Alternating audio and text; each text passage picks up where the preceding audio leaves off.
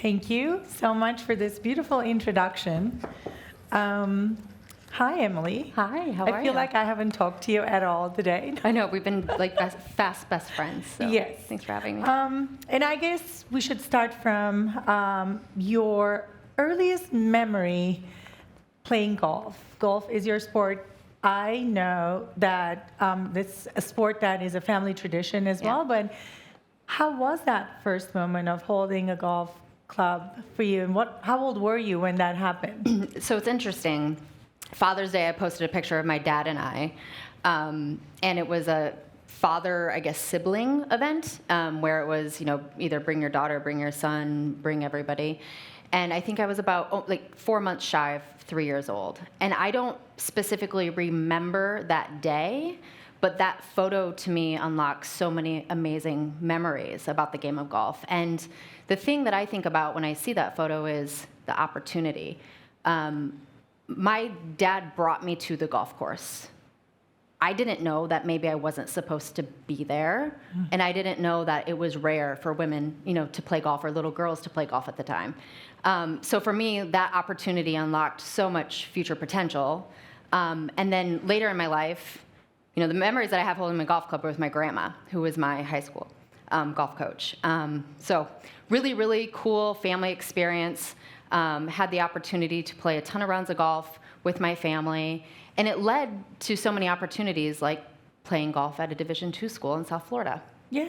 You said your grandmother coached you during high school or early, is that your experience as a child growing up playing golf with your grandmother? Yeah. Talking about opportunity, what was that for her? And then, of course, she passed it on to you. Yeah. And I think maybe you can tell us a little more about grandma teaching you how to play golf. And what was that like in a golf course? And how do people observe that moment? She was a bit of a renegade. My colleagues know stories about her, about how she says, funny things, and rest in peace, Grandma. But I think it's, she definitely didn't care that, she was one of the only women out there. And she would go and she would play. She excelled at it. She probably became a little bit obsessive about it. But it was a situation where she saw the opportunity, and she started to really reach out to younger women in the community. And she was the high school golf coach for 20 plus years before I even played. So many women in our small town had the opportunity to be exposed to the sport because she had the opportunity to be exposed. There's memories that I have of, going round and round and round until, the sun went down, and chipping and putting at nighttime. But that bonding moment that we were able to have, and that, level of competitive, the competitive nature, between, a variety of generations was something that I take with me kind of no matter what I do in life. My grandmother is the reason why I'm a sports reporter, so I get it. She taught me what an offside was when I was little because she was an avid soccer fan. Amazing. And I think those are the opportunities that we're very lucky that we experience in our families, because that also translates into business. Yeah. And I guess as a foreigner, one of the things that it was very hard for me to understand is how opportunities in this very developed nation was so limited. And this, the subject of our week is Title IX and history of opportunity for women all around. And I was wondering, what do you think about, the lack of opportunity when it comes to sports or, business? But I guess your grandma is an exception to the rule, but there must be a moment that a conversation you had with her where she mentioned that to you, that you were aware that being at that golf course was a privilege almost, not a right maybe for everyone. Yeah, I don't think I really realized it until I got out of college. And I'll never forget, I was a marketing assistant sitting at a desk, and there was a director of sales and marketing, and he walked out, and it was a pretty male-dominated club, and he walked out and he said, I know you really want to be in this business, but it's going to be really hard for you to do this. And that was just motivation for me to say, you know what, I'm going to prove him wrong. And it's so funny because he reached out to me when he had saw that I, joined Octagon, and he congratulated me.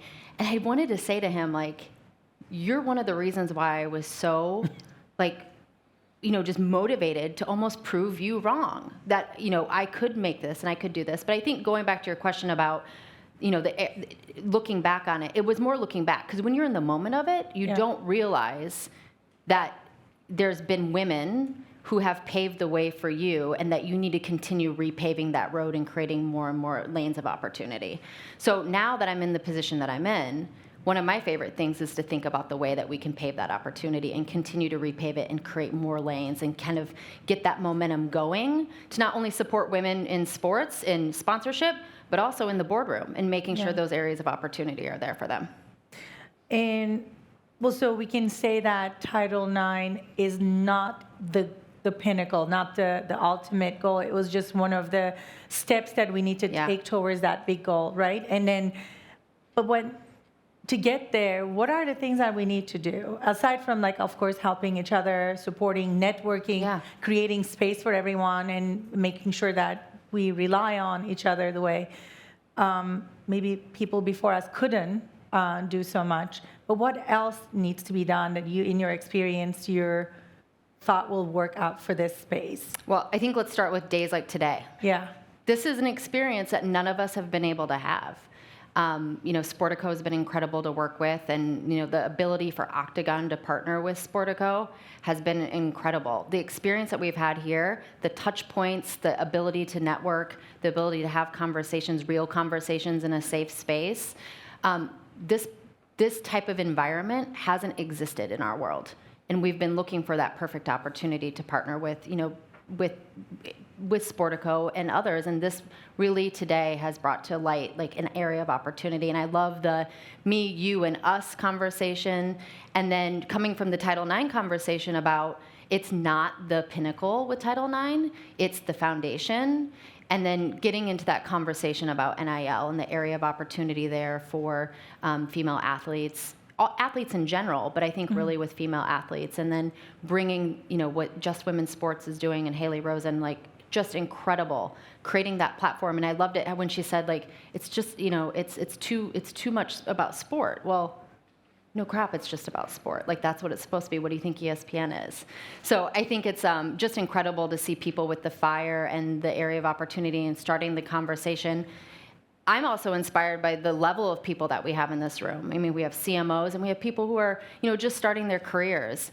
And the fact that you're here today, at no matter what level of your career, says that you're taking this really seriously and you're investing time and energy into it. So thank you for being a part of it. And let's make sure that we continue this conversation outside of this room and think about the way that we can make impact moving forward.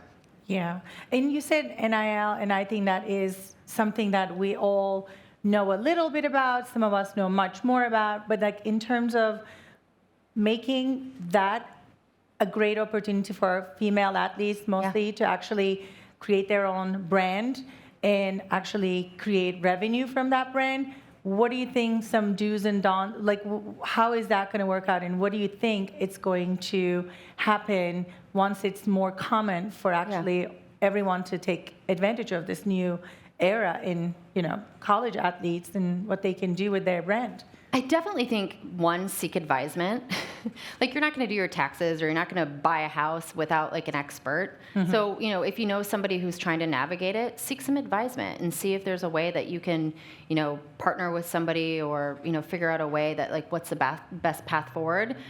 I think brands are a little, they're trying to figure out the appropriate space. I think student athletes are also trying to figure out the appropriate space, and there's things that can happen, and we're all learning. The landscape's changing every single day. Yeah. So I think that's first and foremost, is get that advisement, and then I think it's like those eyeballs are going to lead to more opportunities. Those lanes of opportunity I was talking about, those are those lanes that are going to be created, and we're going to keep driving more of those sponsorship dollars and ultimately, get to the, hopefully, pay equity that we're all looking for.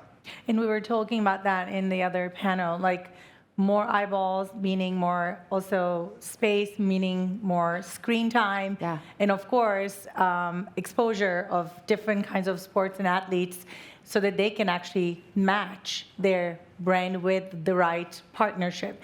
And what is it that's something you see these days that people who do it right, and then versus people or the brands who are like actually on it and trying to do it right, and then brands that are not maybe so successful about it? Like, what are your observations from where you're sitting? Well, one, I think any brand that's trying to engage in, women's sports, I think is an incredible, great.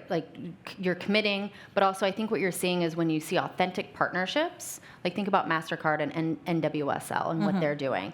Those are authentic partnerships of ways that brands are investing in the game and helping grow the game. And I think by that commitment, you're going to see it's not going to be the one-offs, right? Like what Haley said about what they saw out there, just women's sports sponsorships. If it was just focused on women's sports and it wasn't about the content and the rankings and just kind of immersing into it, you're not going to see those be long-term partnerships. So I think it has to be a commitment and a commitment to help the league or property or the event grow. Yeah, and then those spikes that she was talking about, something happens around women's sports and we see so much, everybody wants to be attached to that tournament or that athlete, and then a few months later it's forgotten or put aside, put on a shelf, waiting for the next tournament to happen, which happens mostly with the Women's World Cup, which, and we were just talking over lunch, why doesn't women, who are so much more successful in soccer in America, almost didn't get until they fought so hard for it, the same kind of rights and dollars in their pocket for their success, which is, I think, a great change in that space. And let's talk about opportunity in, then what is the pinnacle? If all of these steps Title IX and NIL are paving the road, and what is, in your opinion, is the pinnacle in women's sports? Where do we have to? I don't know if the pinnacle exactly has been defined, because you're starting to see brands really lean into commitment to women's sports and the sponsorship and making sure purse sizes and pay equity is there.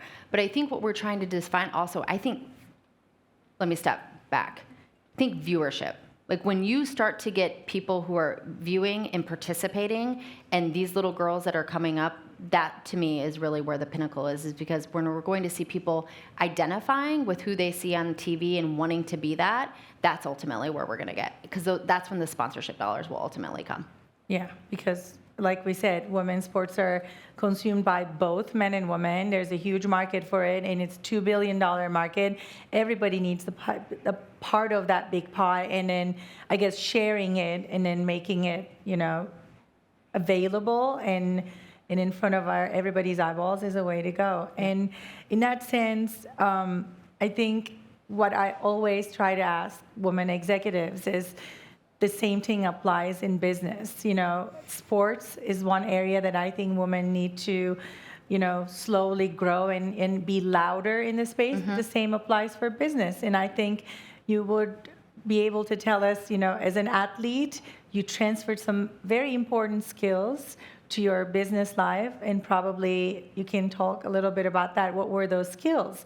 What was it that being a Division II athlete in college help you to get where you are today in Octagon? And maybe you can give us a little bit of that story. I think it's a lot about perseverance and also just having an understanding of teamwork. And even whether you play, the thing that I loved about playing college golf was that while golf is an individual sport, you were contributing to a team. So I think it's showing up, we're laughing at lunch, but showing up on time, making sure that you understand your assignment, week in and week out. When you don't step up and you don't perform, how that affects the team overall. And then I think also just the multitasking. When you're a student athlete, you're carrying a full course load, you're playing, you're practicing. I went to school in South Florida. I'm originally from the Midwest. I wasn't used to playing golf 365 days a year. That was a huge adjustment for me because there was a level of expectation that you were playing and practicing just because it was available to you. And then the training and everything that comes onto it. So I think it, in one way or shape, you have to compartmentalize a little bit because you really do need to, be focused when you're here and present, but also at the same time, you kind of know when the rubber meets the road, you're going and you understand how to manage a lot at once.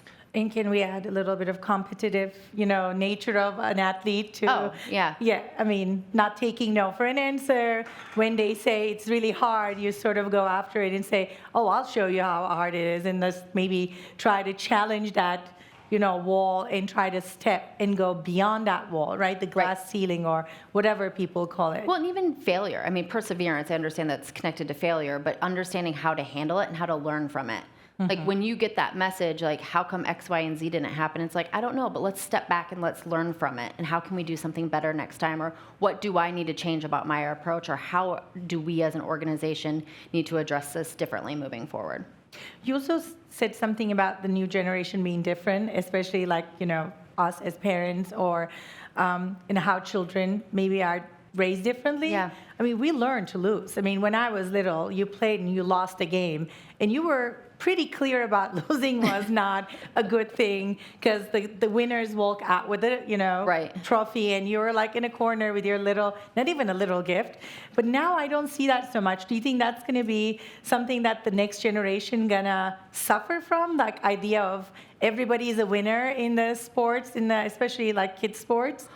Well, I have a 2.5-year-old, and I definitely feel like I lose the battle every night when it comes down to like ices. Like I just know ices make everything better. So like, fine, you can just have an icy. So it's a little bit of that participation trophy. Like I feel like I'm, speaking out both sides of my mouth. But I definitely think there is a little bit of that's going on. But I do think that we're going to see a little bit of a correction just because of our generation and the way that we were brought up and the way that we were, being able to, taught that losing is okay and you're going to learn from it. And you do have to, learn to lose sometimes. And that's life. That's life. Yeah. Exactly. Another topic that I wanted to ask you is definitely around that leadership role that we have to assume and then transfer it and not maybe make it so much as we succeed as women thing, but make it more like just this is just what you do, and it's not you do because you're a woman. It's not because of anything else except your qualities as an executive, and how you can actually transfer that knowledge to the generation that there will not be a question of you get this role because you're a woman or you're a woman leader. You're just a leader. You're not just I think it's, we as leaders need to make sure that we're bringing up that next generation. So I think I was telling the story about when I went to Vail and I didn't have any idea, like the experience. I'm not a snowboarder. I'm not a skier. I'm a golfer. And barrier to entry is a big thing for all of those sports. So as leaders, we need to make sure that we're taking the next generation and providing them with opportunities and inviting them along the way. Like I think about Morgan Goodman, who supports us on the business development and strategy team. One of my things that I want to make sure is that she has areas of opportunity to actually have a seat at the table and to have an understanding. But there's other people, we have young men on our team, John Hidalgo, who joined us from the Arizona Cardinals. He's an incredible add to our talent roster at Octagon. The more and more that we can get him in front of not only other leaders at Octagon, but also brands and properties out in the world, that to me is like me doing my job. Like I am at the point now in my career where I want to help make sure that we leave this place better than we found it, and make sure that it's a situation where we're bringing people along and teaching them along the way. There's so many barriers to entry, and people should never be scared.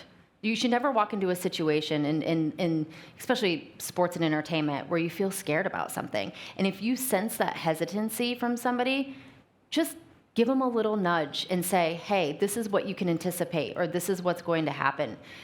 The fear of the unknown is really scary, and if you help pave that way for them, they're going to thank you forever. I mean, moments that I think about on the golf course or taking a guest to the Masters and showing them how to walk, and where you buy that secret beer and like the pimento cheese sandwich conversation. Don't lead them down the right path and make sure that they have a good experience. What shoes to wear? I mean, those are just little simple things. Even the guys don't know what to wear sometimes. Like, don't show up with golf shoes on, to go to Augusta National, please. It's sort of like US Open and how people also show up in like full tennis outfits, like maybe not that. Yeah, I felt out of place when I went to Roland Garros. I quickly learned all black and some chic hat. That's what you need to wear. Yeah. So mentorship. Did you have mentors growing up, aside from like obviously your coach and your family support? Did you have a mentor that actually mentored you through your career? I had a variety of people. I have a cousin, actually my second cousin, Sasha Schmid, who's the head women's tennis coach at the University of Iowa. I didn't realize the impact that she had on my life until like you kind of sit back and think about it. But she's 9 years, I think 8, 9 years older than me. And being able to see her collegiate experience and to have that person modeling behavior and seeing what it was like to go on, university trips and just, again, the fear of the unknown. She kind of helped explain that to me and what to expect on recruiting trips. I think also, women that I worked with, I've worked in male-dominated industries. And having a woman that was a safe space to be able to go in and say, like, I don't know how to navigate this, or this doesn't feel right. Should I be doing it this way? Or somebody just to gut check you and say, the guys would do it this way. Why aren't you doing it that way? A guy isn't walking out of that boardroom second guessing himself. He's trying to figure out where he's going to go get his big steak dinner. So, I mean, that's, just having that reinforcement and, an incredible friend and mentor, Julie Tyson at the PGA Tour. Like, she was one of the people that really, in a kind of interesting time of my life, going through some life transition and moving to New York City and working under her in the business development world there, it was an incredible experience. And to have somebody who invests not only in you professionally, but also personally, it goes a long ways. Yeah. And are you mentoring anyone? I have an incredible team of women and men on the business development side, and then also, at Octagon we have an incredible mentor program. I have the privilege of having Lisa Murray as somebody who checks in on me from time to time, and then my dear friend Lauren Teigen, who's here today too. I never forget the first day at Octagon. She walked into my office, and I had came from I had a couple of different situations in my past life, and she walked in and she was like, I want to be your friend. I want to help you around here. I know where everything is. Don't be afraid. And I'm like, is this true? Is this really, like, this is how it is? And it's true, like, the amount of time that we talk. But I think that's the thing, is just, finding those people internally and having, those people that not only are your colleagues, but trusted advisors. And then I'd be remiss, like, the leadership, like, under Lou Kovacs, like, he models such incredible behavior for not only, we were talking about, there's no such thing as balance, but that permission to be able to, take that time, or it's okay to take a call when you're doing school pickup. He does it, and it's incredible, that behavior that he's modeling, for all of us to kind of take that time and be able to kind of be everything to everybody. Yeah. Family first, as my dear boss says always, and that's like the balance that I think we all need. Do you think pandemic also helped us look at work and life balance differently, since you've been you've been working way before the pandemic, and then this happened, and now we can work from anywhere, do multiple things at the same time, and also not feel bad about working from home? What do you think, if that's going to continue, especially in our field, in business of sports, but also, do you think this is a constant, that it's not going to change anymore? This is our life going forward, the balance. Yeah, I think it's definitely, there's some silver linings for sure. I think the ability to kind of work from anywhere and to make sure that when you're meeting with people and having that purposeful time together, I think we will see a shift. But also at the same time, it feels really good to be back in the office with people. I live remote, I work remote. We're really flexible with the way that we do things at Octagon. And I've had the ability to live near my family. I am the classic from Iowa, will never move back, left when I was 18 years old. And here I come 20 years later, rolling back in, not into my hometown, but, back to West Des Moines. So we can have that quality of life, and my son can be around his grandmothers and my best friends, and create that balance. So right now we are able to have the best of both worlds. And I do, we'll probably get back to the old normal, but I do think that there is some level of a new normal that we have established, and those are the silver linings from the pandemic. And I think it applies both for men and women, because I see more and more men picking up their children.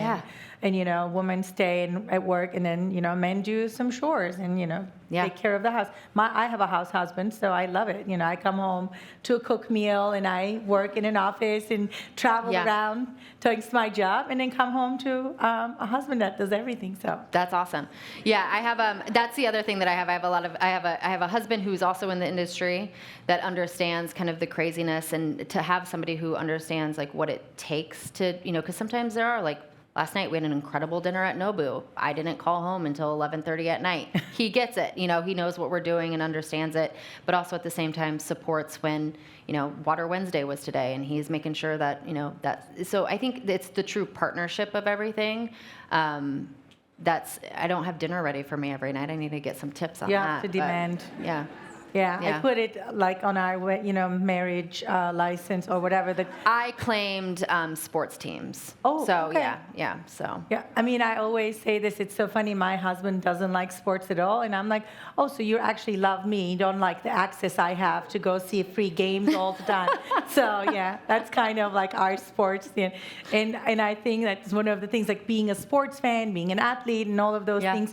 My husband has none of those, and so it's really different for me to live with someone who's never done certain things and doesn't understand that command chain between, the coach and the athletes and the team, that everything that you just mentioned, how makes you a better team player at workspace. So it's really interesting to live with someone who doesn't have that, but has other skills that complement, the ones I have. So I think it applies to all of us in our lives. That's awesome. Yeah. And also we talk so much, but I know in case anybody wanted to ask questions, they could text us the questions and using the app, so we can actually add them to our chain, because we would like to finish this round in a little bit with a hot seat that I prepared for you. Love it. Which, I learned this at business school. We do it all the time to our friends. And I don't know if you're ready, because in a little bit, I think we should sort of bring that question part of it so we get to know you better. Sure. And then maybe once we get to know her better, if anyone has time in questions, and it's coming. So, okay, I'll do the hot seat and then wait for our audience questions afterwards. Do it. Okay, you ready? Mm-hmm. If you could live anywhere in the world, where would it be? Paris.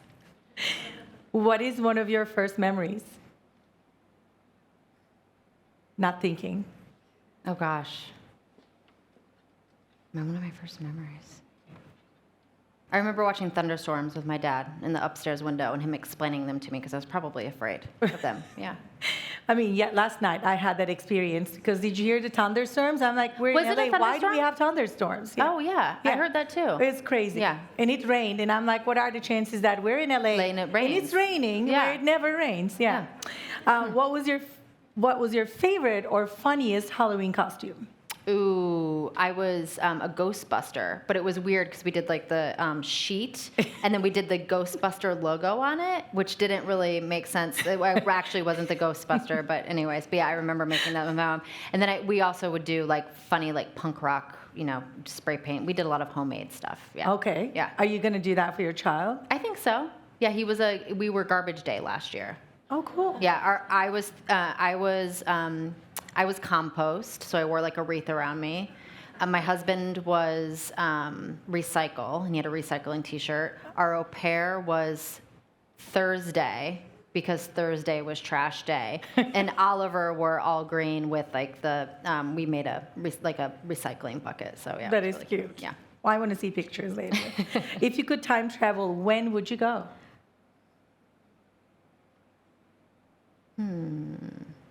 Roaring 20s. Yeah. Fun. Of course. Yeah. Best, yeah. Yeah. Between the two wars. Ice cream or gelato? Ice cream. Dairy Pimento Queen. cheese sandwiches, yay or nay? So we talked about this. I think it's a piece of the pimento cheese sandwich on the pulled pork combo or with the egg salad.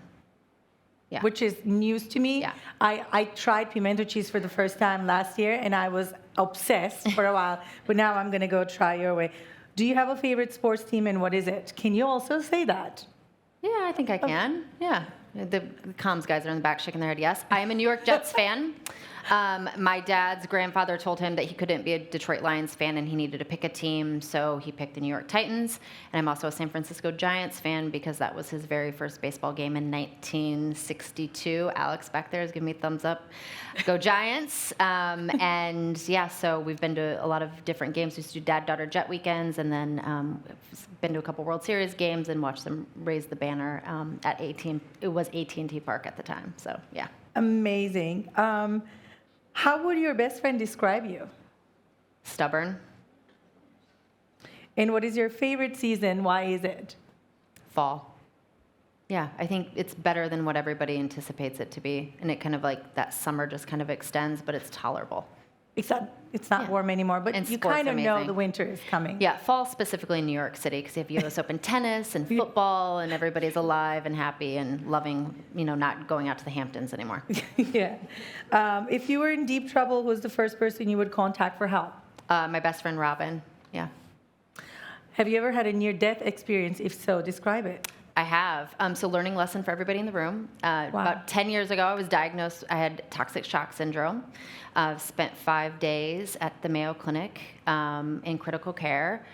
So it's a thing that happens. So women, but also men with young daughters, just, be aware and know the signs. But it definitely is something that I've never really had the opportunity to, share, but also at the same time, want to make sure that people understand that it's a very, very serious complication.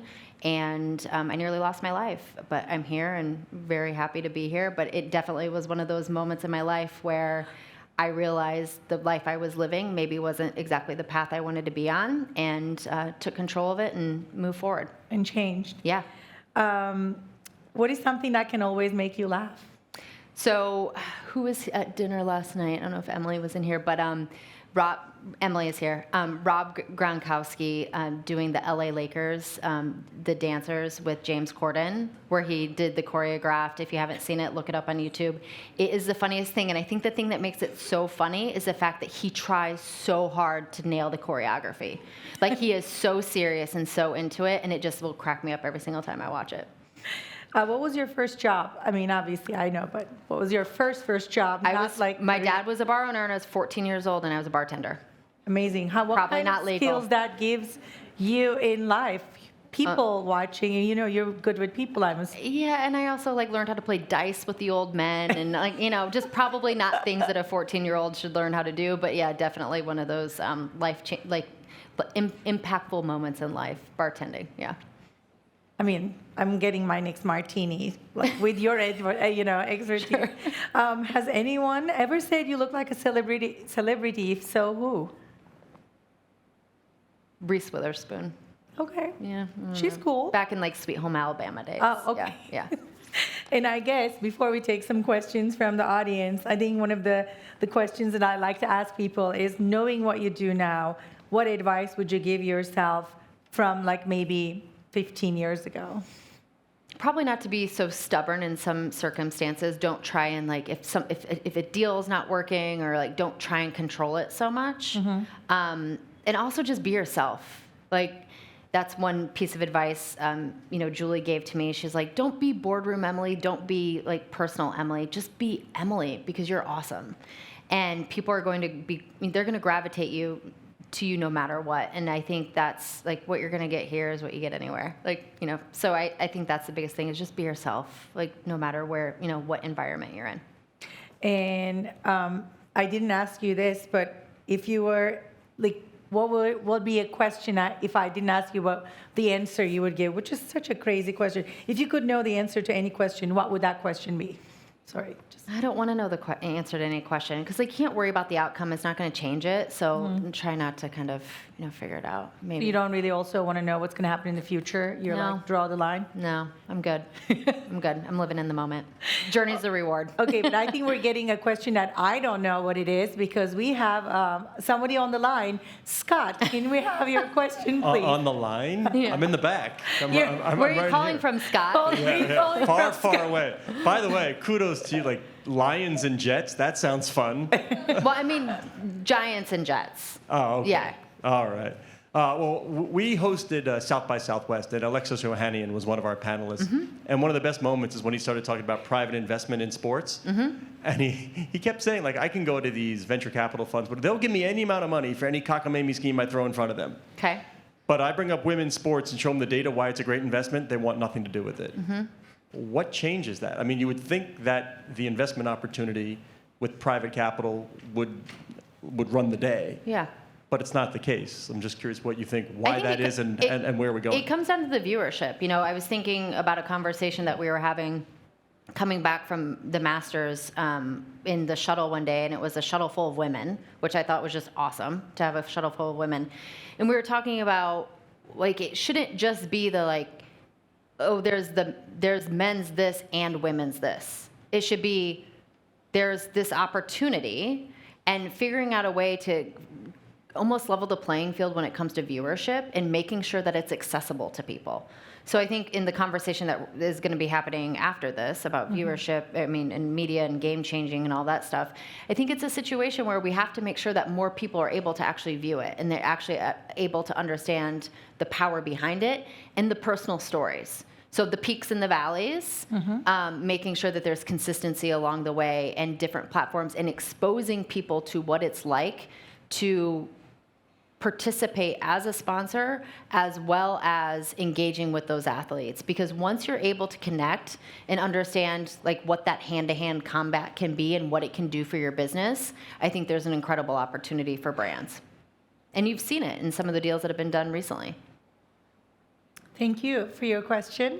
And if you don't have any more questions, I think I just want to thank you for being so candid with us. And if there are any questions you want to ask her, please feel free to use our app, and then we make sure that we will send it to you. And we're around for those, connections, questions, and conversations that this small panel open up. So I'm very happy to meet you. So I guess openly today, and I'm very thankful for doing this for us. Awesome. Thank you. Well, thank you. And thank you, everybody, for taking the time. It's our most precious commodity. And so thank you to you and Sportico. It's been a great morning. I'm super excited for the afternoon, and can't wait to grab a glass of wine with everybody. Right on. Thank you.